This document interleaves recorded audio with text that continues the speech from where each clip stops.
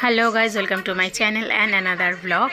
আশা করি তোমরা সবাই খুব ভালো আছো। আমিও মোটামুটি ভালো আছি। গরমের কারণে একটু শরীরটা খারাপ হয়েছিল, তাই অনেকদিন পর তোমাদের সামনে ব্লগ নিয়ে আসলাম। তো আশা করি আজকের ব্লগটা খুব ভালো লাগবে, তাই কেউ স্কিপ করো না, সাথে থাকো আর দেখতে থাকো।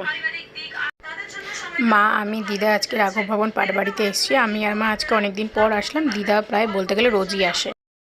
ঠাকুরের পাঠ শুনে তারপর গঙ্গার পাড়ে এসে একটু দাঁড়িয়েছিলাম চা বিস্কুট খাওয়ার জন্য। চা বিস্কুট খেয়ে আমরা আবার পাটবাড়িতে চলে এসেছিলাম, কারণ আজকে এখানে কিছু অনুষ্ঠান রয়েছে, সেটাও তোমাদের সাথে শেয়ার করব। আর এখন এখানে কীর্তন হচ্ছে।